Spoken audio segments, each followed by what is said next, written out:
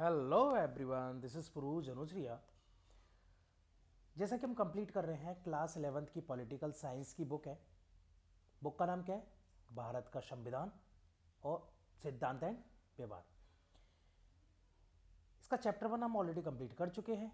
अभी हम डिस्कस कर रहे हैं चैप्टर 2 जो ऑलमोस्ट कंप्लीट होने को है। अभी हम डिस्कस कर रहे हैं चैप्टर 2 जो कि ऑलमोस्ट कंप्लीट होने को है। तो हमने इसमें संवैधानिक उपचारों का अधिकार जो है वहां तक बात कर ली थी कि सुप्रीम कोर्ट किस तरीके से आर्टिकल 32 के तहत रिट जारी करता है,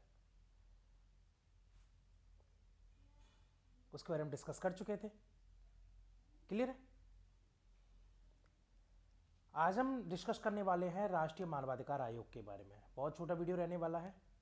राष्ट्रीय मानवाधिकार आयोग हमने इसको छोड़ दिया था क्योंकि हम इसको अलग से करने वाले। बहुत छोटा सा है, ज़्यादा बड़ा नहीं है ना। 10-15 मिनट में कंप्लीट हो जाएगा।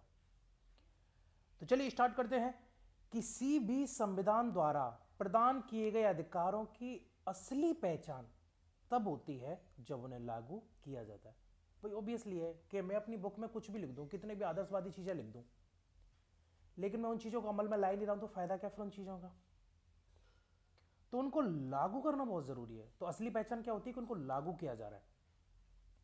समाज के गरीब हो गए, अशिक्षित हो गए, कमजोर तबके के लोगों को अपने अधिकारों को प्रयोग करने का की स्वतंत्रता होनी चाहिए। समाज के कोई भी क्या हुआ? Okay okay. समाज के कोई भी लोग हो, चाहे वो गरीब हो, चाहे वो अशिक्षित हो, जिनको कुछ भी नहीं पता, अनपढ़ है, कमजोर तबके के, पावर नहीं है उनके पास, पावरफुल नहीं है वो, पावर किसी भी तरीके से हो सकती है, फिजिकल भी हो सकती है या फिर गैदरिंग वाली भी हो सकती है, तो कमजोर लोग हैं, कोई भी हो वो उन अधिकारों को यूज कर सकता, आराम से यूज कर सके, वो इसके लिए स्वतंत्र होना चाहिए। पीयूसीएल फुल फॉर्म पूछ ली जाती है, ओके, और पीयूडीआर दोनों की, तो आपको फुल फॉर्म पता होना चाहिए। People's union for civil liberties. कौन सा हो गया? People union for civil liberties. And दूसरा कौन सा हो गया? People's union for democratic rights. तो कौन सा हो गया? People's union for civil liberties, and दूसरा है people's union for democratic rights. PUCL PUDR दोनों के आपको फुल फॉर्म पता होना चाहिए, एग्जाम से पूछ ली जाती है। जैसी संस्थाएं अधिकारों के हनन के विरुद्ध चौकसी करती है, ये जो संस्थाएं वो क्या करती है कि किसी के अधिकारों का हनन तो नहीं हो रहा, उसका ध्यान रखती है। इस परिप्रेक्ष्य में क्या हुआ? 1993 में सरकार ने राष्ट्रीय मानवाधिकार आयोग का गठन किया। किसका किया? राष्ट्रीय मानवाधिकार आयोग का। कब गठन किया गया? 1993 में। राष्ट्रीय मानवाधिकार आयोग में सर्वोच्च न्यायालय का एक पूर्व मुख्य न्यायाधीश, यानी कौन होगा राष्ट्रीय मानवाधिकार आयोग में? एक तो चीफ जस्टिस होगा, कौन सा? पुराना, पूर्व वाला। किसी हाई कोर्ट का एक पूर्व मुख्य न्यायाधीश, तो एक तो हो गया सुप्रीम कोर्ट का, एक हो गया हाई कोर्ट का, तथा मानवाधिकारों के संबंध में ज्ञान या व्यावहारिक अनुभव रखने वाले 2 और सदस्य होते हैं। यानी कौन हो गया?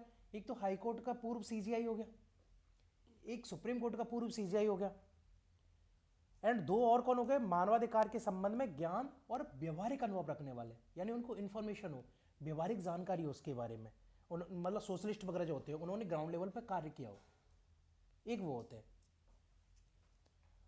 तो 4 लोग होते हैं इसमें मानवाधिकार आयोग में। क्लियर? आगे देखते हैं। मानवाधिकारों के उल्लंघन की शिकायतें मिलने पर, यानी कहीं पर भी मानव के अधिकारों का उल्लंघन हुआ, अगर उसकी शिकायत मिलती है तो राष्ट्रीय मानवाधिकार आयोग स्वयं अपनी पहल पर या किसी पीड़ित व्यक्ति की याचिका पर जांच कर सकता है। वो शिकायत किसी भी लेवल से हो सकती है, कैसे भी, डायरेक्टली किसी ने की हो या इनडायरेक्टली भी हो, किसी तीसरे व्यक्ति ने की हो, किसी ने भी की हो, तो क्या करेगा, या तो राष्ट्रीय मानवाधिकार आयोग है वो स्वयं पहल करेगा कि इसके अधिकारों का हनन क्यों हो रहा है, रोका जाए, या फिर किसी पीड़ित व्यक्ति की याचिका पर जांच करे, या फिर कोई पीड़ित व्यक्ति है वो याचिका लगा रहा है, पीआईएल दायर कर रहा है, अगर याचिका लगाई तो उस पर जांच करेगा मानवाधिकार आयोग। जेलों में बंदियों की स्थिति का अध्ययन करने जा सकता है, मानवाधिकार के क्षेत्र में शोध कर सकता है या शोध को प्रोत्साहित कर सकता है। ठीक है, जेलों में बंदियों की जो स्थिति है उसकी स्टडी करने के लिए जा सकता है कि जेलों में बंदियों की क्या हालत है, कहीं ऐसा तो नहीं उनके साथ दुर्व्यवहार किया जा रहा हो। वो मुजरिम है, कोर्ट ने उनको सजा दे दी, वो सजा काट रहे हैं, वो अलग मैटर हो गया, लेकिन उसके अधिकारों का हनन, जो कुछ भी अधिकार जो जेल में उसको दिए गए हैं उन अधिकारों का हनन नहीं होना चाहिए। तो इसके लिए क्या करें, मानवाधिकार जो है वो जेलों में जा सकता है, मानवाधिकार के क्षेत्र में शोध कर सकता है, उसकी रिसर्च वगैरह कर सकता है कि हमें किस तरीके से और अच्छे से काम करना चाहिए, किस तरीके से लोगों का अधिकारों का हनन हो रहा है, उनको किस किस तरीके से रोका जा सकता है, उसके बारे में शोध कर सकता है, शोध को जो है प्रोत्साहित कर सकता है। आगे देखते हैं, आयोग को प्रतिवर्ष हजारों शिकायतें मिलती हैं। आयोग को क्या है, प्रतिवर्ष हजारों शिकायतें मिलती हैं। इनमें हाँ बेटी,